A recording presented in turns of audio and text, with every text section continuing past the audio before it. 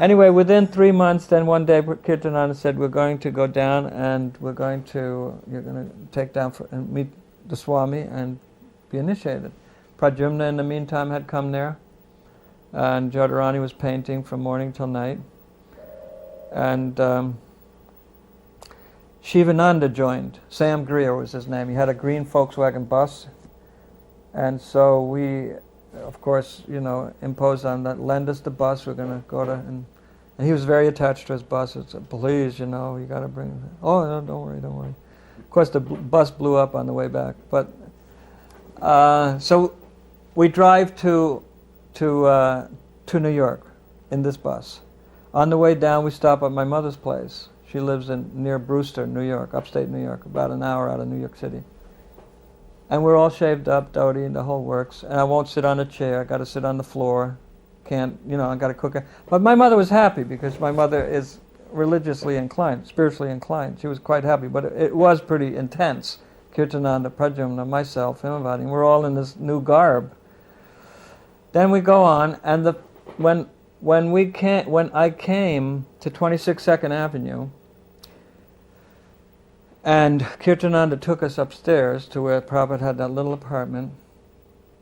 As soon as the door opened and I saw Prabhupada, he said, oh, you've come. Like we'd known each other always.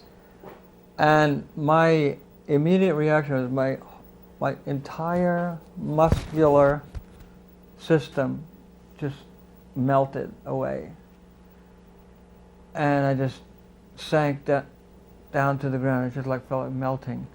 I just bowed down, which was taught to us by Kirtananda, that's what you do. And my muscles in my face began to twitch, and in my arms.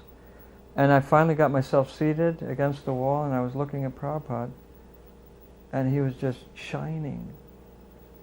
And I thought, well, it's because I'm nervous and my eye, I'm just staring. So I started to blink my eyes, but it wasn't my eyes.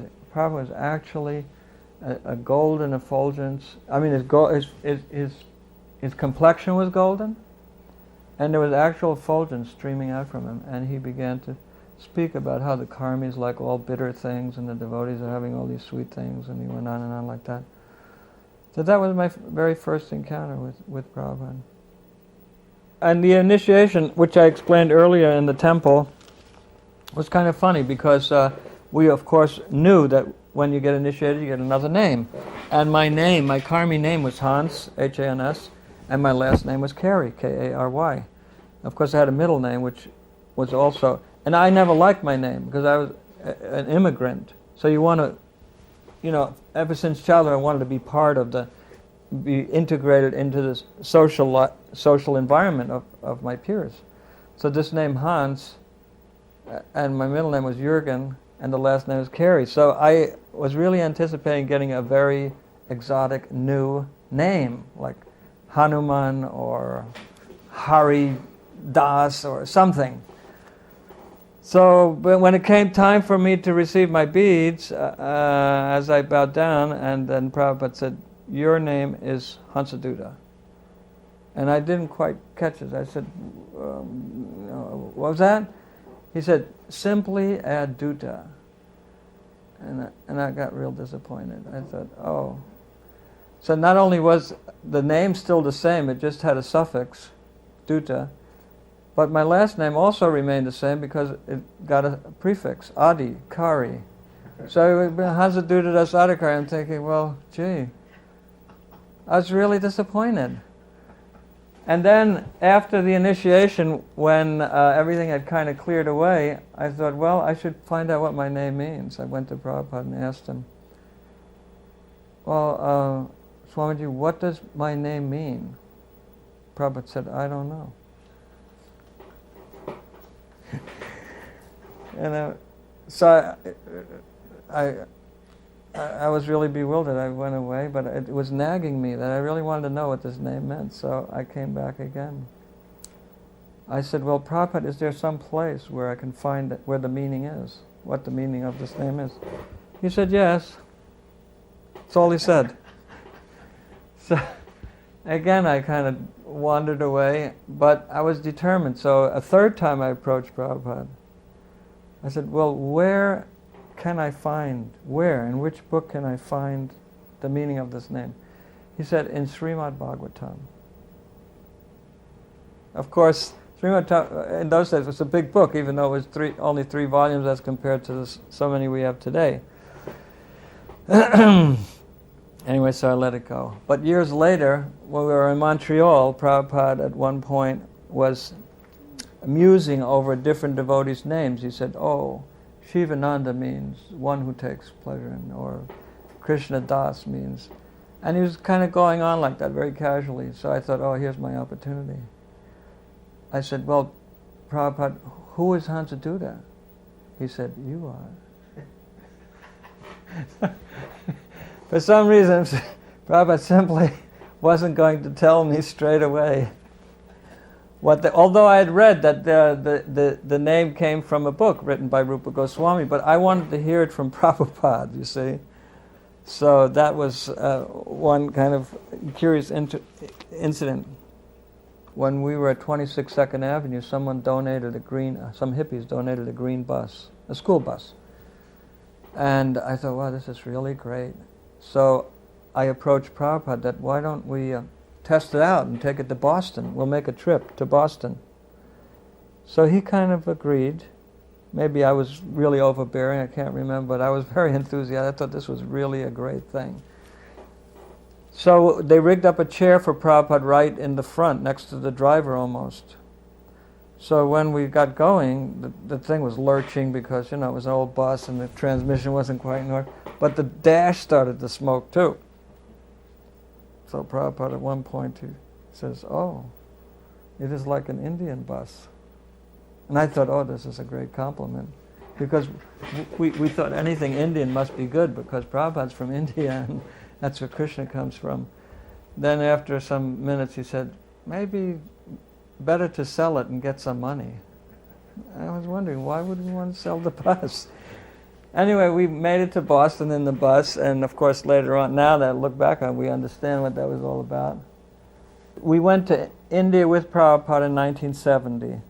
That was the first time he took his American disciples. I was one of those. And one of the places we went to was Gujarat, which is recently in the news, and Surat, in Gujarat, a very important city. And we stayed at the house of Bhagubai Jariwala. Jariwala means the people who make the gold threads. And that was very sensational. It was like, Prabhupada's coming to India was like the Beatles coming to America. It was just an absolutely sensational event or phenomena for Indians to see so many white people shaved up, singing and dancing, and talking Krishna consciousness, eating prasadam and sitting on the floor, and the whole thing. It was just completely captured them. In fact, at one place we went, the mayor came, and they had shut the whole town down. Every business shut down. Everybody in town came to the train to greet Prabhupada. And he told us that even if Indira Gandhi came, she would not get this kind of reception. That's how sensational it was. Anyway, when we were staying with these people, Prabhupada would have darshan, and every morning he'd have a program early, which most people didn't attend, it's just devotees, but in the evening the local people came.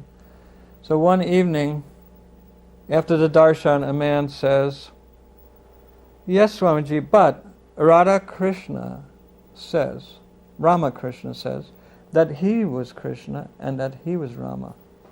What do you think of that? And knowing Prabhupada from his previous reactions and his vociferous attitude towards this kind of thing, I thought, oh, Prabhupada is just going to lay into this guy. But he didn't. What he did, Prabhupada said, oh, I don't know, maybe he was. He said, but I know this is Krishna for sure, holding up the Bhagavad Gita. So why should I take a chance? So when Prabhupada had an exchange with someone, the same question could be asked 10 times. He'd answer the same question different times. I heard people ask him, so you are a pure devotee of Krishna? He'd say, yes. So that means you see Krishna? Yes. So that means you can show me Krishna. This is a reporter. Prabhupada said, yes. So the reporter, so, show me. He said, yes. He just sat there. So he said, well, yes, first you become like them, pointing to his disciples with the shaved head. Then the reporter was like, whoa. But at other times, the same question, he would say, no, I'm not a pure devotee. Pandita Samadarshina, he said, no. I'm ordinary like you, I'm just like you, I don't know anything. All I know is what I heard from my guru, I'm just explaining that to you. They say, well, then why are we listening to you? I said, you don't have to listen. But all I can tell you is what I heard from my spiritual master. Otherwise, I'm ordinary, just like you.